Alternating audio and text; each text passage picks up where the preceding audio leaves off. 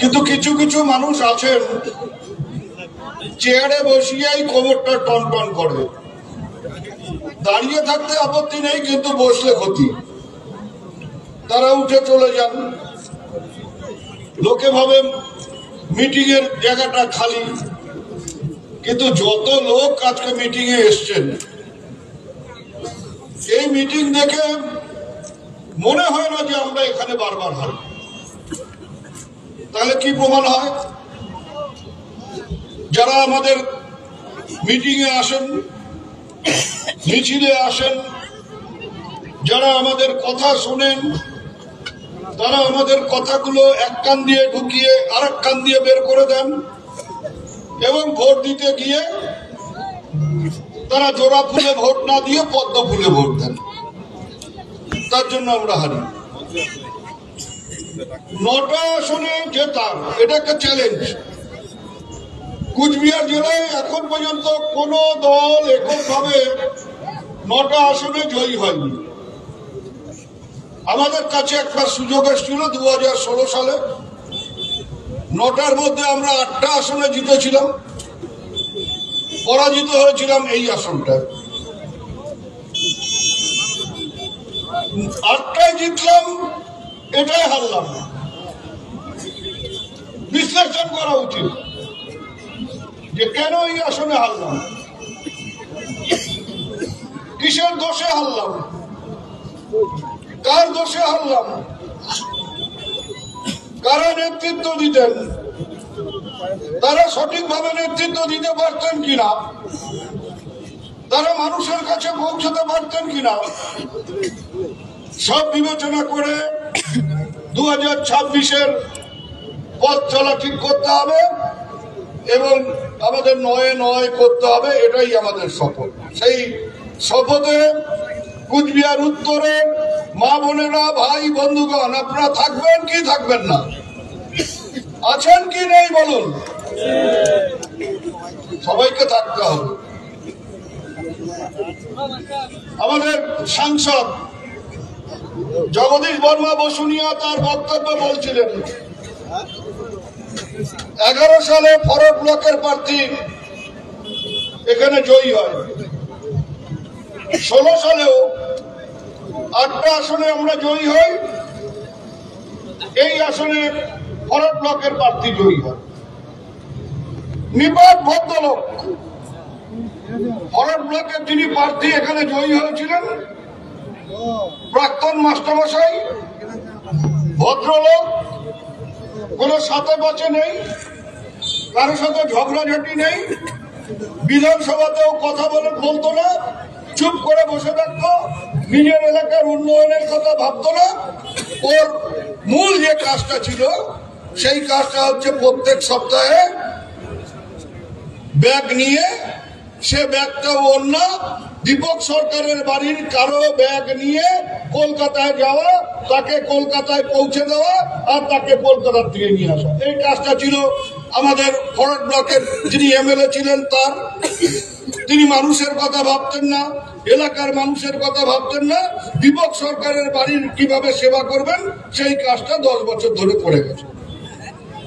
তারপরে এই এলাকার মানুষের মনে হলো যে না, বদল করতে হবে।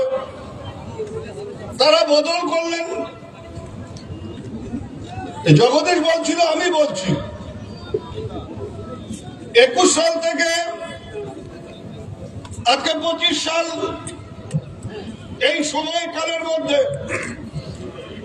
এই এলাকার বিধায়ক, যিনি কুচবিহার জেলা বিজেপির সভাপতিও বটে, একদিনও বিধানসভার ভেতরে একটা বক্তব্য রাখেনি। যদি রেখে থাকে তার রেকর্ড আমাদের দেখাতে পারে যে এই এলাকার মানুষের সমস্যা কি, এই এলাকার মানুষের প্রয়োজনটা কি, তিনি কথা বলেন না। তাকে কেউ কথা বলতে শোনেনি, কারণ তিনি মুখের চাইতে হাতে বেশি বিশ্বাস করেন। তার কাজ হচ্ছে কি করে লাঠি নিয়ে সাধারণ মানুষের ভেতরে ঝাঁপিয়ে পড়তে হবে। ওই লোকসভা নির্বাচনের আগে দেখেছিলাম দিনাটার চৌপতিতে, সেই সময়কার কেন্দ্রের মন্ত্রীর সাথে যাচ্ছিলেন, বিনা কারণে বিনা প্ররোচনায় হঠাৎ গাড়ি খুলে লাঠি মোটা মোটা লাঠি নিয়ে আক্রমণ করলেন। তার নেতৃত্ব দিলেন বিজেপির জেলা সভাপতি, আপনাদের বিধায়ক। তার একটা উজ্জ্বল অতীত আছে। সেই উজ্জ্বল অতীতটা কি? 2005 সালে না, ওটা 1995 সালে 1995 সালে কুচবিহার দিনাটার সাহেবগঞ্জে সেন্ট্রাল ব্যাংকের ডাকাতি হয়। সেখানে সেন্ট্রাল ব্যাংকের যে সিকিউরিটি ছিল রাতে, তাকে বেঁধে রেখে তার বন্দুক এবং সাইকেল নিয়ে ডাকাতরা অন্যান্য প্রয়োজনীয় জিনিসপত্র সেখান থেকে ডাকাতি করে বেরিয়ে আসে। পরবর্তীকালে পুলিশ দুজনকে ধরে, সেই দুজনকে জেরা করে পুলিশ বের করতে পারে যে ওই 1995 সালে সাহেবগঞ্জের সেন্ট্রাল ব্যাংকের ডাকাতির অন্যতম আসামির নাম হচ্ছে সুকুমার রায়। তার বাড়ি হচ্ছে আপনাদের এলাকায়, তিনি আপনাদের বিধায়ক। আমি এই যে এতগুলো লোকের সামনে মাইকে এই কথাটা বললাম, আমার বিরুদ্ধে মানহানির মামলা করা হতো। মানহানি মামলা করে আমাকে কোর্টে নিয়ে তোলা হোক যে আমি ওনার বিরুদ্ধে এত বড় কথা বললাম যে উনি ব্যাংক ডাকাতির আসামি। এটা বলা মানে একজনকে অপমান করা। সেটা যদি প্রমাণ করতে পারেন, উনি কোর্ট আমাকে শাস্তি দেবে, যেটার জন্য উনি মানহানি মামলা করতে পারেন। এখনো দিনাটা কোর্টে সেই মামলা চলছে এবং সেই মামলার আসামির নাম হচ্ছে সুকুমার রায়। কিন্তু 2021 সালের বিধানসভা নির্বাচনে তিনি যখন ভোটে দাঁড়ান, আমরা যারা বিভিন্ন নির্বাচনে ভোটে দাঁড়াই, আমাদের বিরুদ্ধে আমাদের কার কত বিরুদ্ধে মামলা আছে, কার কত জমি জমা আছে, কার বউয়ের কত গয়না আছে, তার একটা ডিক্লারেশন দিতে হবে। ওই 21 সালের বিধানসভা নির্বাচনে সুকুমার রায় যে ডিক্লারেশন দিয়েছিল, সেখানে কিন্তু 1995 সালের ওই ব্যাংক ডাকাতির কথা উল্লেখ করেন। ওটাও একটা চুরি, ওটাও একটা মিথ্যে, ওটাও একটা মিথ্যাচার। এই হচ্ছে আপনারা যাদের এমএলএ করছেন, তার আগে যাকে এমপি করেছিলেন, জগদীশ এলাকে যাকে এমপি করলেন, এই এলাকার থেকে বিপুল ভোটে জয়ী হলো। এমনকি এই 2024-এ আমরা সবাই মিলে জগদীশকে এমপি করলাম। এই এলাকায় কিন্তু আমরা জিততে পারলাম না। আপনারা যাকে ভোট দিলেন সেই এমপিও আপনাদের খুব কাছেই, আলিপুরদুয়ারে সোনার দোকানে ডাকাতি মামলার আসামি। তিনিও জেল খেটেছিলেন সেই সময়। 2009 সালে আলিপুরদুয়ারে সোনার দোকানে ডাকাতির মামলা আসামি, তিনি সেই সময় জেল খাটেন। তাহলে কুচবিহার উত্তরের মানুষ, এটা নিয়ে কিন্তু সারা রাজ্যের মানুষের মনে প্রশ্ন জাগবে যে কুচবিহার উত্তরের মানুষ জনপ্রতিনিধি হিসেবে কি ভালো মানুষ চায় না? তারা কি সমাজের ভালো যারা, তাদের চান না? তাদের পছন্দ কি চোর ডাকাত? এই জায়গার থেকে কুচবিহার উত্তরের মানুষকে বেরিয়ে আসতে হবে। আগামী যে নির্বাচন, সেই নির্বাচনে আমি আপনাকে কথা বলতে পারি যে তৃণমূল কংগ্রেস আর যাকেই প্রার্থী করুক, কোন চোর ডাকাতকে প্রার্থী করবে না, কোন চোর ডাকাতকে টিকিট দেবে না। তাদের যাতে ভোট দিয়ে, তাকে যাতে ভোট দিয়ে জেতানো যায় তার চেষ্টা করবেন, সবাই করতে হবে। এবং আমরা সবাই মিলে আগামী দিনে এখানে যদি কাজের কোনো ঘাটতি হয়ে থাকে সেটা মেটাবো। তারপরেও আমি বলছি যে গত 2 বছর 2.5 বছরে এই কুচবিহার উত্তরের বিভিন্ন গ্রামের জন্য আমরা অন্যান্য দপ্তর তো আছেই, পানীয় জলের বন্দোবস্ত করা হচ্ছে, ঘরের টাকা দেওয়া হচ্ছে, 100 দিনের কাজের টাকা যেটা কেন্দ্র বন্ধ করে দিয়েছে বাংলাকে মারার জন্য, বাঙালিকে মারার জন্য, সেটা মমতা বন্দ্যোপাধ্যায় দিয়েছে। এবং মমতা বন্দ্যোপাধ্যায় মন্ত্রিসভার সদস্য হিসেবে আমি উত্তরবঙ্গ উন্নয়ন দপ্তরের টাকায় যে খাগড়াবাড়িতে আমাদের প্রার্থী বিপুল ভোটে হেরেছে, সেখানে আমরা রাস্তা করেছি, সেখানে আমরা বাজার করছি, আমরা বিভিন্ন জায়গায় সেই কাজগুলো করছি। সেই কাজগুলো করার ক্ষেত্রে কোন সময় হিপি আমাকে বলছে এই কাজটা করতে হবে, কোন সময় ছন্দ বলছে আমাকে এই কাজটা করতে হবে, কোন সময় পঞ্চায়েত সমিতি সভাপতি বলছে এই কাজটা আমাদের করতে হবে। আমরা কিন্তু সেই কাজগুলো করছি, কিন্তু আমরা এমএলএ ফান্ডের কোনো টাকার সুযোগ এখানে পাচ্ছি না, সেই টাকাটাকে আমরা কাজে লাগাতে পারছি না। এখানে এমএলএ একেবারে অথর্ব হয়ে বসে আছেন, তার ফলে কোন রকম কাজ, কোন রকম সহায়তা এখানকার মানুষ এমএলএ কাছ থেকে পাচ্ছে না। আমি মা বোনদের বলবো, লক্ষ্মীর ভান্ডারের টাকা পান, এটা কারো ব্যক্তিগত টাকা না, এটা কারো পৈতৃক সম্পত্তি না, আমরা জানি। কিন্তু সারা ভারতবর্ষে প্রথম কোথায় শুরু হয়েছে? এই পশ্চিমবাংলায়। কে শুরু করেছেন? মমতা বন্দ্যোপাধ্যায়। কত দিয়ে শুরু করেছিলেন?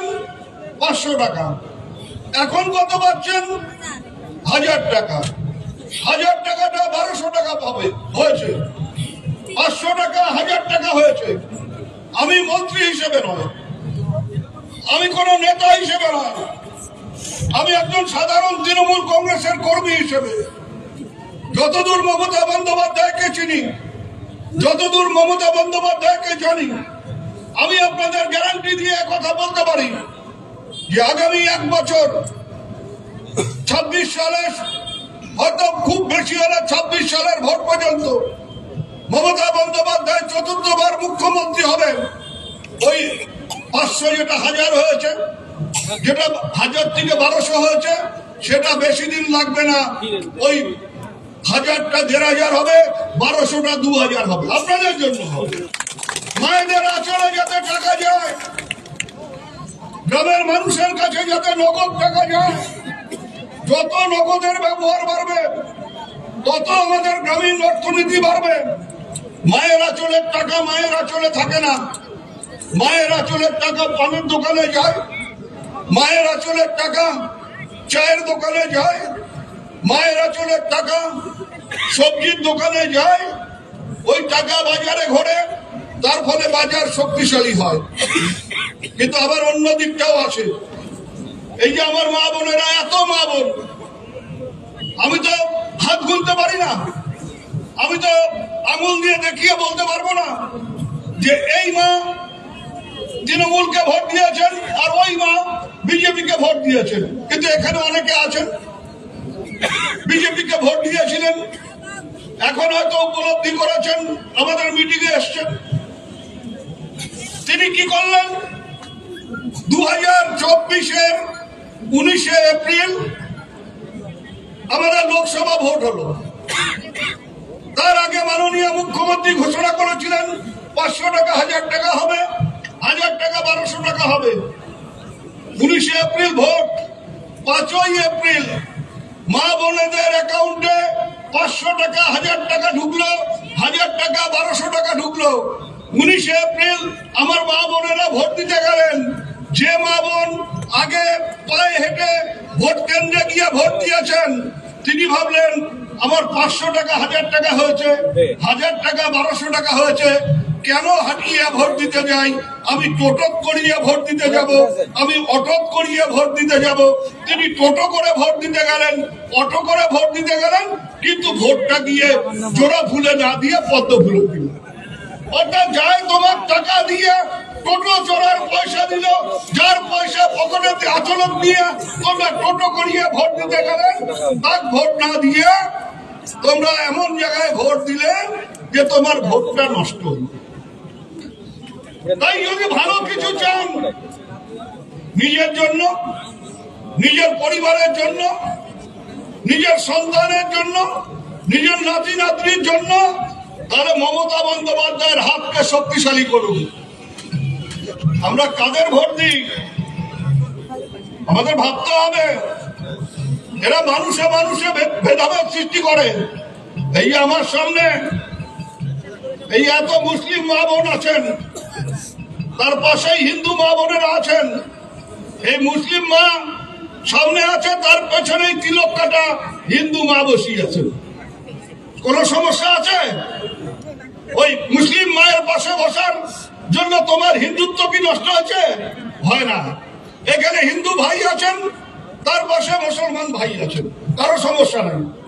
সমস্যা হয় বিজেপির। ওরা হিন্দু মুসলমানের মধ্যে ভাগ সৃষ্টি করতে চায়, ওরা ধর্মের নামে ভেদাভেদ সৃষ্টি করতে চায়। আপনি কি খাবেন, আপনি কি পড়বেন, আপনি মন্দিরে যাবেন না মসজিদে যাবেন, সেটা ঠিক করে দিতে চায় বিজেপির নেতারা। আমি স্বাধীন দেশের নাগরিক, আমি একটা গণতান্ত্রিক দেশের নাগরিক। আমি প্রধানমন্ত্রী তৈরি করি ভোট দিয়ে, কোন পরীক্ষা দিয়ে প্রধানমন্ত্রী হয় না। পরীক্ষা দিয়ে মাস্টারি হয়, পরীক্ষা দিয়ে হয়তো বড় চাকরি হয়, কিন্তু পরীক্ষা দিয়ে প্রধানমন্ত্রী হয় না। প্রধানমন্ত্রী হয় আমার আপনার ভোটে। সে ঠিক করে দেবে যে আমি মাছ খাবো না মাংস খাবো। মাংস খেলে কিসের মাংস খাবো? আমি আজকে দুপুরেই মাংস খেয়েছি। কিসের মাংস খেয়েছি কেউ জানতে চায় না, কারণ আমি মাংস খেয়েছি আমার পকেটের পয়সায়। আমি মাংস খেয়েছি আমার রুচি অনুযায়ী। আমি মাংস খেয়েছি আমার ধর্ম আমাকে যেটা অনুমোদন দেয়, সেই অনুমোদন অনুযায়ী ধর্ম আমাকে যেটা বলেছে এই মাংস খাও, সেই অনুযায়ী আমি মাংস খাই। আমি কারো বাবার টাকায় মাংস খাই না যে কেউ ঠিক করা যাবে যে আমি কিসের মাংস খাবো আর কিসের মাংস খাবো। তাই এটাকে আমাদের ধরে রাখতে হবে, এটাকে আমাদের আঁকড়ে রাখতে হবে। মধ্যপ্রদেশে বিজেপি ক্ষমতায় আসলো, এসে ঘোষণা করলো যে এখানে মাছ মাংস ডিম চলবে না। 7 দিনের মধ্যে 25,000 মাছ মাংস ডিমের দোকান ভেঙে দেওয়া হলো। বলা হলো মাছ মাংস ডিম খাওয়া যাবে না। এবার যদি তর্কের খাতিরে ধরে নি যে 26 সালে পশ্চিম বাংলায় তৃণমূল কংগ্রেস হেরে গেল, বিজেপি ক্ষমতায় আসলো। বিজেপি ক্ষমতায় এসে যদি বলে যে বাংলায় বাঙালিরা মাছ মাংস ডিম খেতে পারবে না, পারবেন তো? এই গরিব মানুষগুলো বড় মাছ খায় না, রোজ ইলিশ মাছ খায় না, কাতল মাছ খায় না, আর মাছ খায় না, কিন্তু একটু সাটি পুটি ট্যাংরা চ্যাং যাই হোক মাছের গন্ধ আঁশের গন্ধ হলে পরে খাবারটা ভালো হয়। বাঙালি মাছ ছাড়া চলে না। তারপরে আমার কুচবিহারের মানুষ, শুধু কুচবিহারের মানুষ কেন, এই যে আমরা যারা ভাটিয়ার ঘর, আমার পূর্বপুরুষ যারা ওপর থেকে এসেছিল, আমাদের প্রত্যেকের বাড়িতে যদি একটু শীতলের আওটা হয় তাহলে সেদিন ভারীর ভাগ শেষ। ওই শীতলের আওটা বন্ধ হলে কুচবিহারের মানুষই বাঁচবে না, সে রাজবংশী হোক, মুসলমান হোক, আর আমার মতো ভাটিয়া হোক। তাই আমার এটাকে বজায় রাখবার জন্য, আমার খাদ্যের অভ্যাস বজায় রাখবার জন্য, আমার ধর্মকে টিকিয়ে রাখবার জন্য, আমার পোশাকের অভ্যাসকে টিকিয়ে রাখবার জন্য, এই স্বাধীনতা যাতে আমার কাছ থেকে কেউ কেড়ে না নিতে পারে, তার জন্য মমতা বন্দ্যোপাধ্যায়ের হাতকে শক্তিশালী করতে হবে। আর আমাদের লক্ষ্য রাখতে হবে যে আমাদের রাবণের পরাজয়ের কারণ হচ্ছে বিভীষণ।